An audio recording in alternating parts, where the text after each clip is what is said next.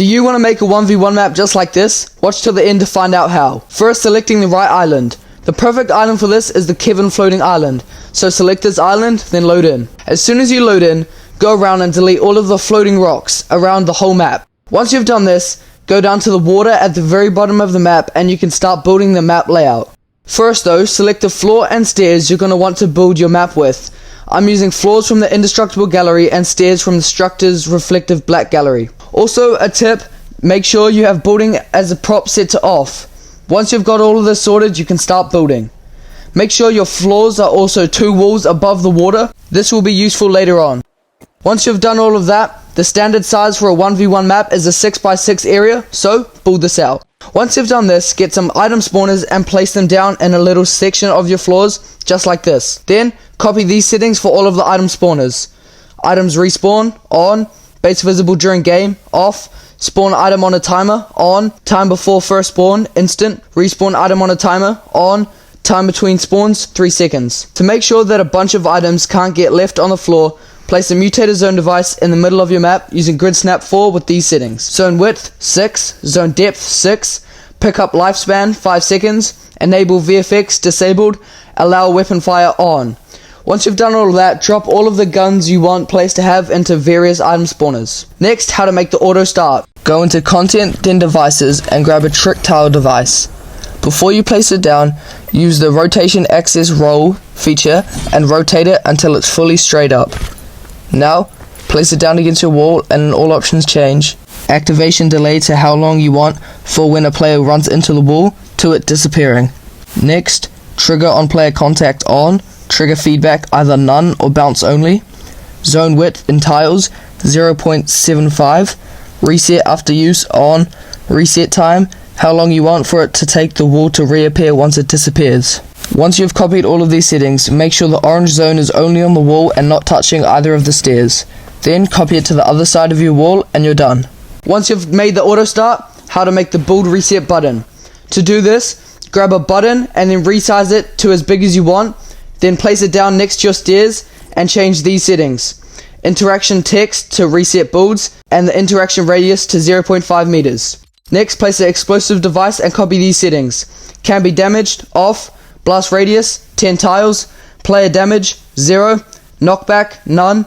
Player audio / VFX, no. Visible during game, no. Show health bar, no. And player audio, no. Then scroll over to functions and put explode when receiving from button on interact, as well as reset when receiving from explosive device on exploded. Now copy this explosive device a few times around your whole platform. But if you want builds to reset when a player gets eliminated, just place the elimination manager and at events put on eliminated send event to all of your explosive devices to explode. Next, how to make a full teleporter so a player can't exit the map. To do this, first place a teleporter on your platform with these settings. Teleporter group, none. Teleporter target group, none. Teleporter rift visible, no. Play visual effects, no. Play sound effects, no. Face player and teleporter direction, yes. You control this last setting with a line that comes out of the teleporter. Then once you've done that, place a mutator zone device in the middle of your map using grid snap 4 with these settings. Zone height 0.1, zone depth 100, zone width 100, enable VFX disabled. Allow weapon fire on. Then once you've done that, scroll over to events and then put on player entering zone, send event to the teleporter, teleport. Then also as a precaution, I'd say 10 or so floors out from your platform, place barrier devices on each side so players can't get out of the map and just start swimming in the water. Next, how to make a max height teleporter. For this, all you need is a mutator zone device. First, fly a decent way up in the sky from your 1v1 platform. I would recommend going just below max height for building. Then, once you've done this, place down a mutator zone device and copy these settings. Zone width 100, zone depth 100, enable VFX disabled, allow weapon fire on. Then scroll over to events and put on player entering zone send event to both your teleporters down on your platform to teleport. Next up, how to make a spectate button. But first, if this video has helped you so far, please like, subscribe and comment for what tutorials you want next. You need a class designer, class selector, damage volume device, capture area device and also a button. First, place down a damage volume and copy these settings. Zone height 2, damage type elimination, selected class, doesn't really matter, but I'm using 16. Fix creatures, no. Affix vehicles, no. And enable VFX disabled. Then place a capture area on this device and put capture height 1, periodic score value 0, and capture allowed on game start no. Then also on top of that, place a button and put interaction text spectate and interaction radius. Mine's 1 meters, but it could also be 0.75 if you want. Then place a class selector. Place this away from your map because this doesn't need to be seen at all. Put class to switch to, the same as the class on the damage volume device. Volume visible in game off and visible during game off. Then go to functions and put change player to class when receiving from button on interact. Lastly, go to your class designer and put class name, mine's the Spectate so I know what it is. Class identifier, same as your class selector and damage volume device, and spawn limit 1. Next up, how to make the shootable HP buttons that change your health. First, grab this circle from the primitive shapes gallery as well as a billboard device.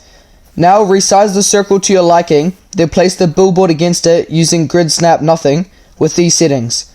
Text 180 HP, display mode 2-sided, text size 24, view distance 5, text color white, text font roboto, outline thick. Next, grab a trigger and resize it so it's as big as your circle and copy these settings.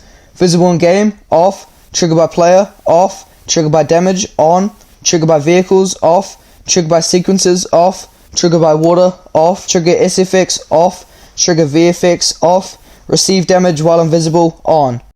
Next, place down a class designer and class selector, and in the class selector copy these settings. Class to switch to, any available class, mine is class 1. Restore health and shields on switch, off. Visible in game, off. Activation audio, off. Zone audio, off. Display VFX effect on activation, off. Then scroll over to events and put change player to class when receiving from trigger on triggered. Now go over to your class designer and copy these settings. Class identifier, same as your class selector. Starting health percentage 100%. Max health 80. Starting shield percentage 100%. And max shields 100. Then copy this process for the 200 HP button as well, but have the class set to a different class in both of your class designer and class selector, and also change the max health to 100. Now the island settings. Time of day, whatever you want, but I think 8 PM looks best. Max players, 2. Teams, free for all. Spawn limit, infinite. Total rounds, 10.